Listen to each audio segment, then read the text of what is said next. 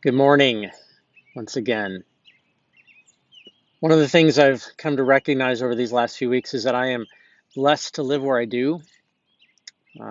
Seeing me out at the labyrinth, you've seen me walking around different places.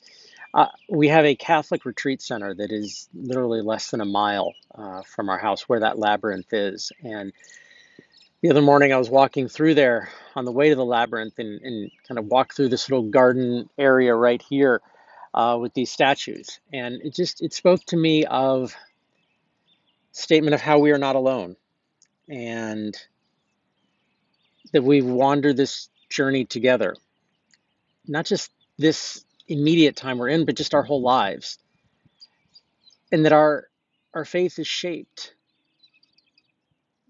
not just by ourselves, but by those with whom we journey in flesh and blood right now, but also those who have laid the foundations for us in faith. And one of the things with the Psalms that speak to me is the voices of those who have spoken the whole breadth of the human experience. And Psalm 14 is one of those. Fools say in their hearts, there is no God. They are corrupt. They do abominable deeds. There is no one who does good. The Lord looks down from heaven on humankind to see if there are any who are wise, any who seek after God. They have all gone astray. They are all alike perverse. There is no one who does good. No, not one. Have they no knowledge? All the evildoers who eat up my people as they eat bread and do not call upon the Lord, there they shall be in great terror, for God is with the company of the righteous. You would confound the plans of the poor, but the Lord is the poor's refuge. Oh, that deliverance for Israel would come from Zion. When the Lord restores the fortunes of his people, Jacob will rejoice, and Israel will be glad.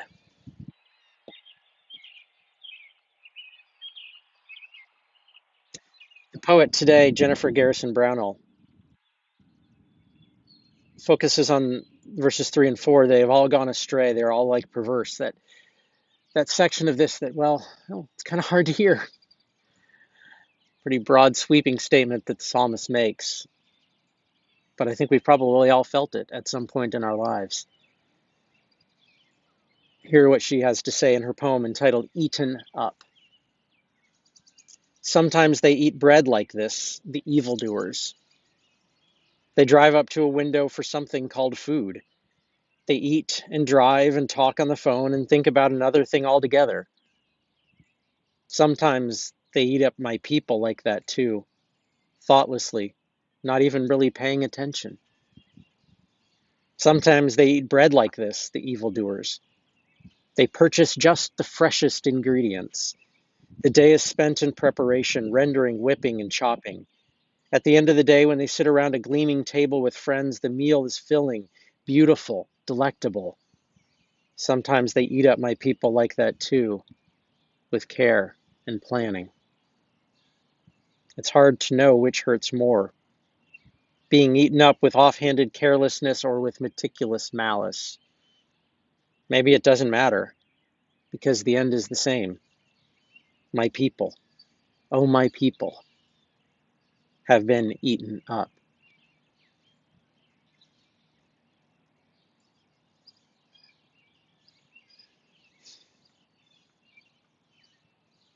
When I read this the other day, just on my own, I focused on, or just really just dwelt on that question that she asked, which hurts more? And I got writing about how it's easy to look at other people. It's easy to point to somebody else, to a politician, to a world leader, to a neighbor, to a coworker, to somebody else. But as I wrote about this, I thought about the times where I've just been thoughtless and careless on my own.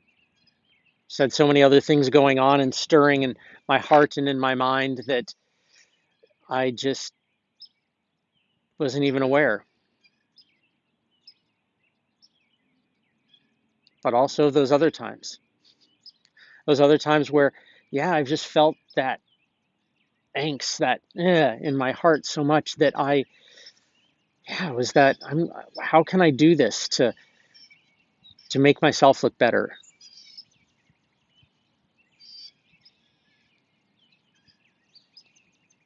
I don't know about you, but that's been my experience at points in life. And as much as it's easy to point at others and say they're the ones doing that, I also have to look at myself and realize that, yeah, I'm one of those who at times don't do good. But I am grateful. I am grateful that even in the midst, God is there.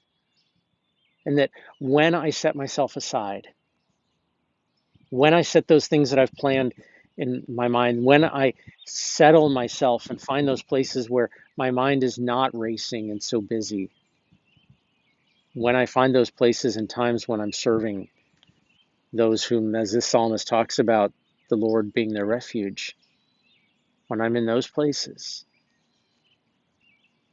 I find God. I pray you as well. Grace and peace be with you.